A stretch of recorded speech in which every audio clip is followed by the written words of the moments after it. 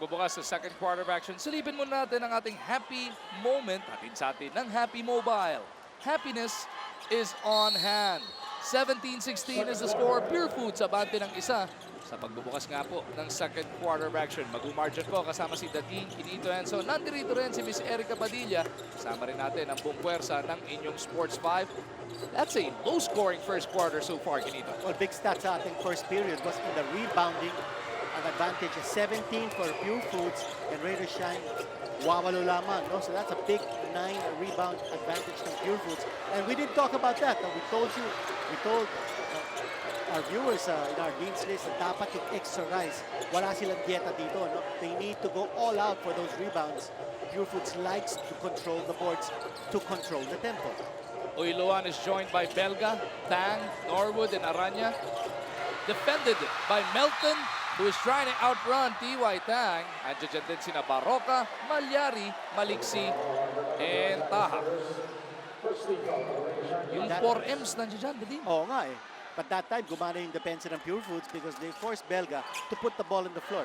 You don't want him setting up for the outside shot. You want him to put the ball on the floor because you have better chances of stealing the ball from him when he's putting the ball on the floor. Belga outboxes Taha. T.Y. gets it across. Iabot muna kay Uiluan. Belga balik kay Uiluan for the long one. 10 beats ang nagresulta at ang bola mapupunta na sa Purefoods. Both teams still trying to impose the rhythm, the pace that they like. Sinong llamado so far? Well, I think the game is still at a slow pace. We don't see Rain or Shine really controlling it by playing up and down. It's a structured game, and Melton getting the shot to fall in the half-court set. And for more on the Elasto Painters, makibalita ulit tayo kay Miss Erica. Nangunguna kanina ang Rain or Shine, kaya naman nang makahabol ang Purefoods, umintense si Coach Yeng sa huddle. Sabi niya, in a not too soft and friendly tone, don't miss your layups or make your free throws. And Bigs, kumilos kayo, you have to be mobile. Balik sa inyo. Eto, tip ko sa'yo. Umintense ba si Coach Tim? You know, galit na galit si Coach Yeng. Yan ang magiging susunod mong report, Miss Erica, as Coach Yeng sues for time after Mark Baroka found that baseline wide open. A big opening that time, no, for Purefoods and Coach Yeng Yao. Not happy with the way Rain or Shine played defense that time. Hindi sila nakababa.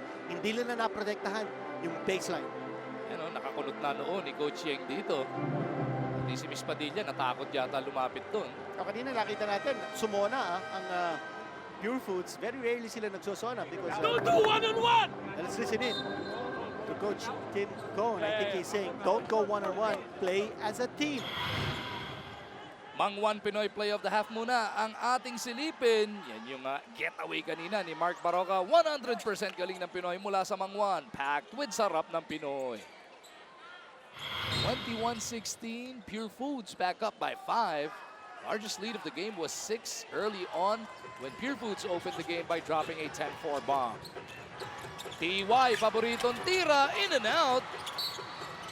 On the rebound play, mananatili ang possession dito sa Rain or Shine. At yung second chance opportunity na sinasabi natin that Purefoods is giving up so many second chance points sa liga. So they have to protect their defensive glass. Norwood had to contend with Maliksi. Aranya di diskarte. Kontra dito kay Malyari. Aranya pitches it out. 15 on the shot clock para dito sa Rain or Shine. Uiluan has Taha on him. Leaves it up para kay T.Y. Idle and punches it through, and that brings Rain or Shine to within 2. Nice executed play that time. Rain or Shine freeing up T.Y. time for the shot. Para si said kanina, yung 4 na M's na sinasabi natin, they're all in the game right now. Oh! Uiluan with a steal. Pero 4, 5 na kalaban niya. Inantay muna to si Gay. Now Belga looks to attack off the secondary. Iiwan muna kay Tang. T.Y. na naman. Not that time around. And on the rebound play, Belga caught pushing off against Melton. And the birthday boy could not believe the whistle. Porkit birthday mo, hindi ka napipituhan, Bo. Especially since Melton had complete control of that ball. Ang napakaliit ni Melton. Ano si Belga, ka-birthday si Andres Bonifacio. Malyari on the attack, pulls up from 16, trying to go glass. Aranya over to Norwood. Uyluan has Baroka in front, now Melton. Aranya locates Tang. Beautiful pass issued by Ryan. Nice cut inside by TY. TY now with a total of 5 points. That's a 5-0 run, courtesy of TY Tang. Baroka with a pull-up, all board.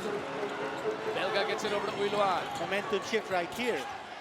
Bumibilis ang laro, and that's to the favor of Rainer Shine. Nice pass back. That's an open shot. Bang! Abe Norwood lights it up, makes it an 8-0 run para dito sa Rainer Shine. Nag-respond naman yung Elasto Painters after that Coach Yeng timeout. And talagang takot sila kay Coach Yeng. Pag nagsasalita si Coach Yeng, makikinig ka. Now it's Coach Tim's turn to sue for time. Di pa sinasabi kung 30 o buo as he continues to complain. 8:36 remaining in this first half.